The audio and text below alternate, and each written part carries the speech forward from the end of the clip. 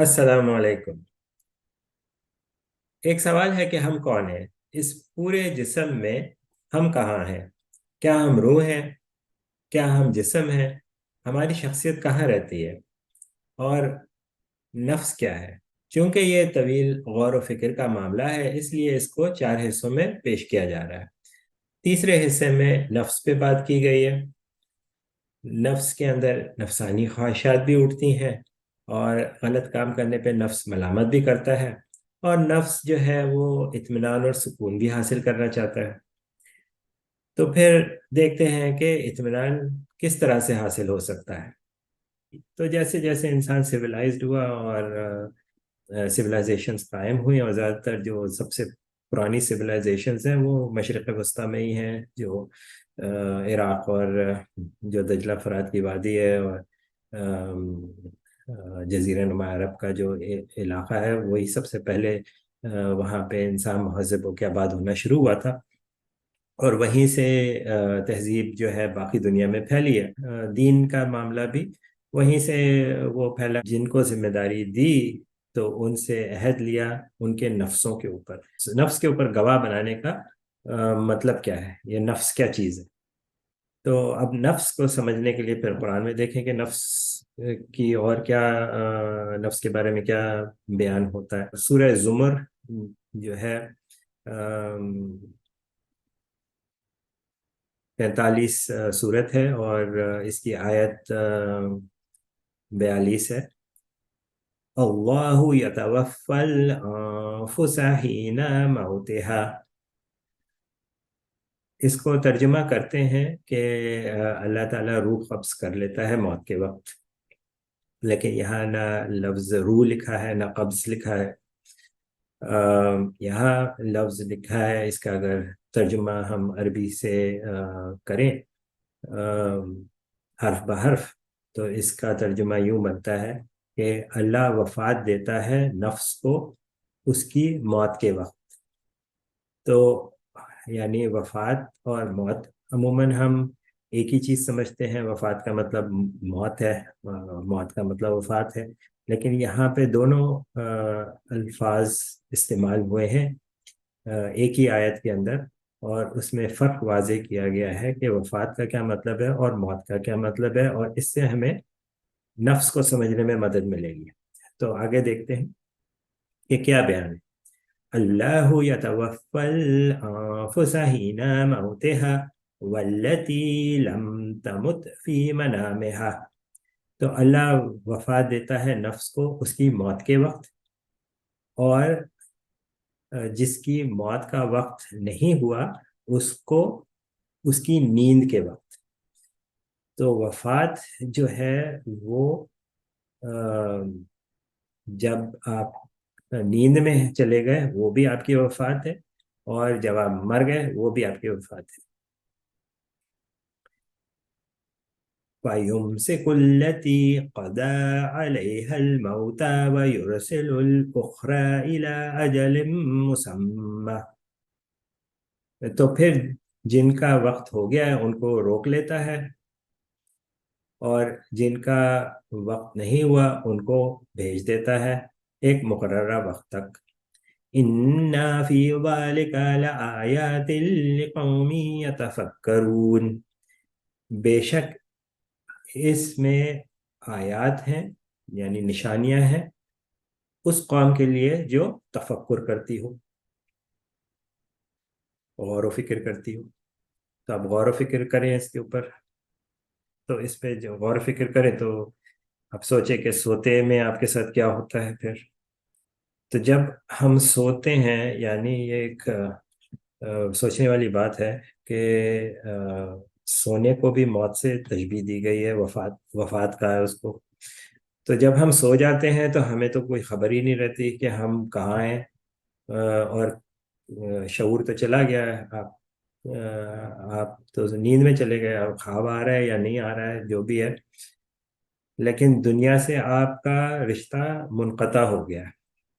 حالانکہ آپ کا سانس بھی چل رہا ہے، جسم سلامت ہے، سانس بھی چل رہا ہے اور دل بھی دھڑک رہا ہے اور دماغ بھی کام کر رہا ہے، آنکھیں بند ہیں لیکن دماغ کام کر رہا ہے، اور وہ آپ کو کچھ خوابوں کی شکلوں میں نظر آ رہا ہے۔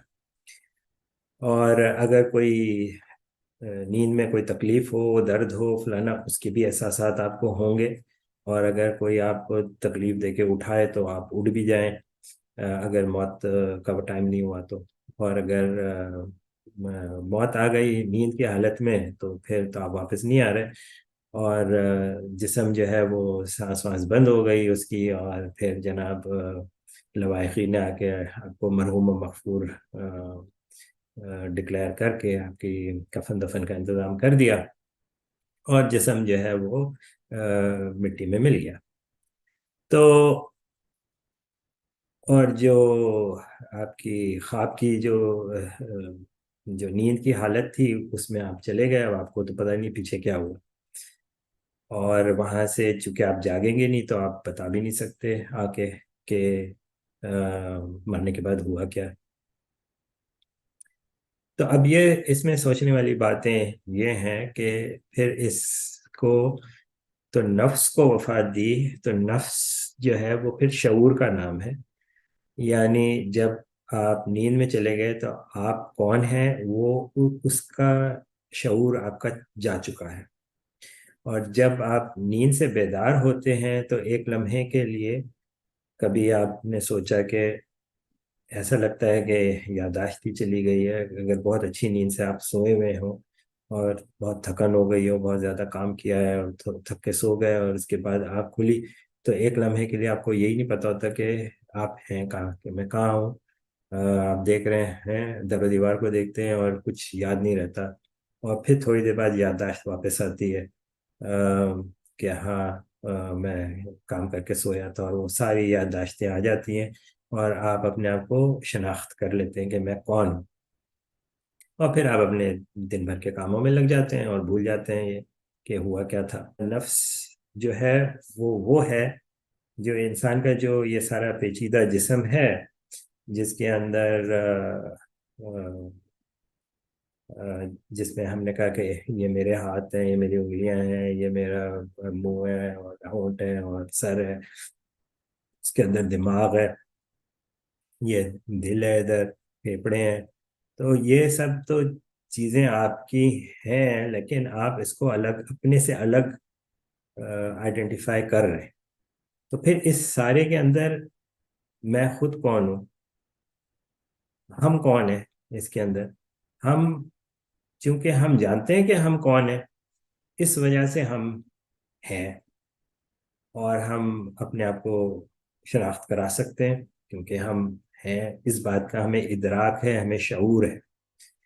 تو یہ جو ادراک اور شعور ہے یہ نفس ہے۔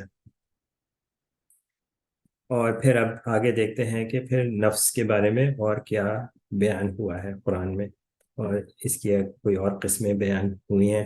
نفس کی اقسام کے طور پہ ہم دیکھتے ہیں تو سورہ یوسف میں یہ آیت ہے 53، جو یوسف و زلیخا کی کہانی کے نام سے ہم جانتے ہیں، تو جو بھی ہوا اس کے سلسلے میں یہاں بیان ہوتا ہے۔ حضرت یوسف فرماتے ہیں وَمَا أُبَرِّئُ نَفْسِي، اور نہیں میں مبرہ اپنے نفس سے، إِنَّ النَّفْسَ لَعَمَّارَةٌ بِالسُّوءِ، بے شک نفس تو برائی کی ترغیب دیتا ہے، إِلَّا مَا رَحِمَ رَبِّي، مگر یہ کہ میرا رب مجھ پر رحم کرے، ان ربی غفور الرحیم، بے شک میرا رب غفور الرحیم ہے۔ تو یہاں پہ نفس برائی کی جو ترغیب کر رہا ہے اس کو ہم نفس امارہ کے نام سے جانتے ہیں۔ اس پہ کسی شاعر نے بھی کہا ہے کہ بڑے موذی کو مارا نفس امارہ کو گھر مارا۔ تو نفس امارہ جو ہے وہ جو ہماری نفسانی خواہشات ہیں جو برائی کی طرف ہمیں مرغوب کرتی ہیں، وہ نفس امارہ ہے۔ اور اگر ہم اس کو دباتے ہیں تو یہ ہمارا کمال نہیں ہے، بلکہ اللہ کے رحم و کرم سے ہم اس کو دبانے میں کامیاب ہوتے ہیں۔ تو یہاں پہ یہ حضرت یوسف نے بیان کیا ہے سورہ قیامہ میں، جو 75ویں صورت ہے، اس میں آیت نمبر 2 جو ہے، وہاں پہ باری تعالیٰ نے قسم کھائی ہے اس طرح سے، وَلَا أُقْسِمُ بِالنَّفْسِ اللَّوَّامَةِ، اور قسم کھاتا ہوں نفس لوامہ کی، یعنی ملامت کرنے والے نفس کی۔ تو اب یہ ایک نفس کی دوسری قسم ہے جو ملامت کر رہی ہے، یعنی کہ کوئی غلطی ہو گئی انسان سے، اور اب وہ اس کو ملامت کر رہی ہے کہ یہ غلط کیا کام، آپ نے یہ کام صحیح نہیں کیا، ایسا نہیں کرنا چاہیے تھا۔ صحیح اور غلط کی پہچان کرنے والا جو ہے، یہ نفس لوامہ کی یہ خاصیت ہے۔ پھر نفس کی ایک اور قسم بیان ہوتی ہے جو سورہ فجر میں بیان ہے، آیت 27 میں، یا ایتھا النفس المطمئنہ، اے مطمئن نفس۔ اس کو عموماً ترجمہ کرنے والے کہتے ہیں کہ اطمینان پانے والی روح۔